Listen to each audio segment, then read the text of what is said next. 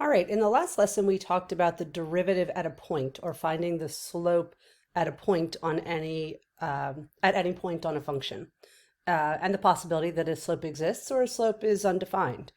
So in this case, what we're going to do is expand our discussion of a slope at a point to be the slope as a function of x. So that would mean that any point on the function would produce its own slope, and that those slopes become the y values of a new function, which we call the derivative function.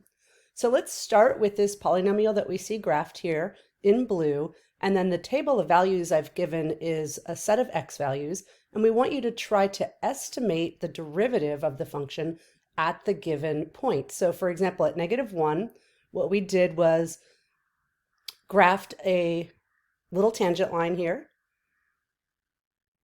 That was a little disconnected, but you can see the tangent line. At -1, we estimated that the slope there is negative or +2. So we put the 2 in here.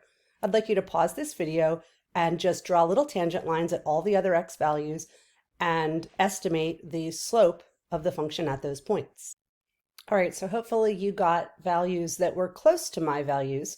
I went ahead and plugged in my estimates, but of course, because these are estimates, your estimates could be a little bit off.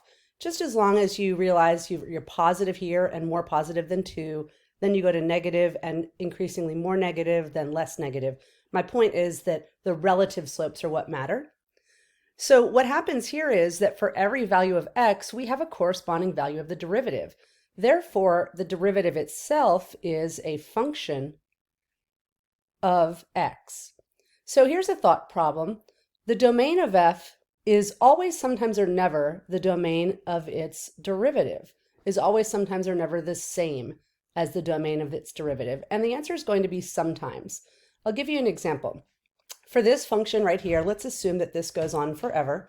That means that the domain of the function will be all real numbers, and it's a smooth, continuous curve, so it will have a slope at every point on it, and therefore the domain of the derivative will be all real numbers.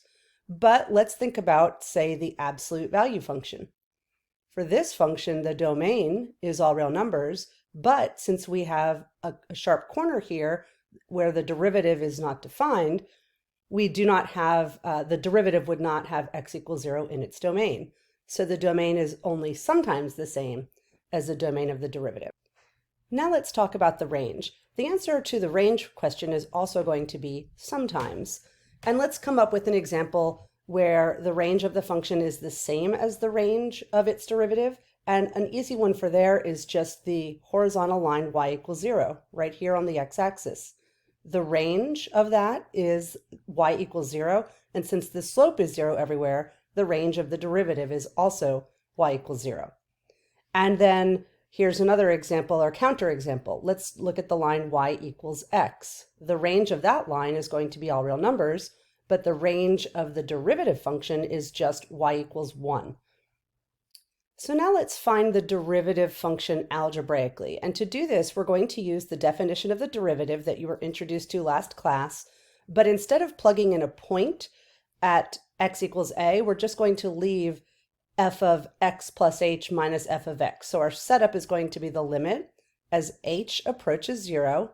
And then we want f of x plus h, so 3 times x plus h squared, plus 2 times x plus h, and then subtract out your original function, and don't forget to distribute the negative sign to have negative 3x squared minus 2x, and of course that will be all divided by h. So the difference between the derivative at a point and finding the derivative function is that for the derivative function, I leave this x value in here as f of x plus h, as opposed to putting in a specific value for x, like find the derivative at 2, and I would have used 2 plus h in each of these.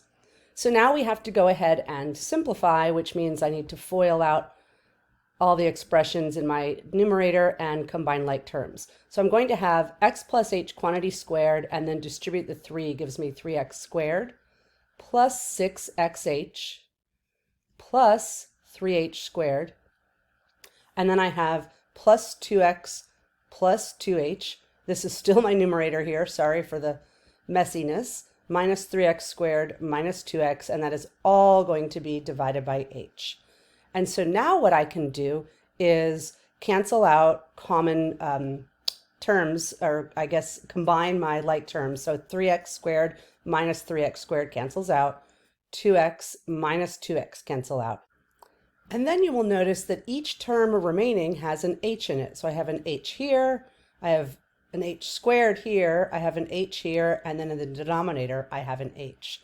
So what that enables me to do is actually cancel an h value in each term. So this h goes away, the squared on this h goes away, this h goes away, and this h goes away, which allows me to clean up my work to become the limit as h goes to 0 of just 6x plus 3h plus 2. And now I can evaluate the limit as h goes to 0, and my 3h term will go to 0, which leaves me with 6x plus 2, and I need to write that this is f prime of x. And it would have been okay if you had started this expression up here as f prime of x as well. So that is your entire derivative function. And then we can use the derivative function to determine the equation of the tangent line to f at x equals 3. Now, to do that, what I need to do is find the slope of the function at 3. So I plug in 3 here and I get out 20. So f prime of 3 is 20, which gives me the slope in my tangent line equation. And then my x value of the point of tangency is 3. And I need to find my y value of the point of tangency, and I do that by plugging 3 into my f of x function. So I have 3 times 3 squared, so 27, plus 2 times 3 is 33. Now I can use this equation of the tangent line to approximate the value of the function at 3.1. This is the local linear approximation that we studied back on day 3. So what we're going to do is plug in 3.1 in for our x value. And when we do that, 3.1 minus 3 is 0.1 times 20 is 2 plus 33 is 35. Now, the next thing we want to do is go ahead back into our original equation, f of x equals 3x squared plus 2x, and find the actual value of 3.1. And you may do that on your calculator. When I plug it into my calculator, I get 35.03. So my estimate was slightly lower than the actual. Now, why would that be the case? Well, it must be that my function is concave up. F of x is concave up such that the tangent line provides an underestimate.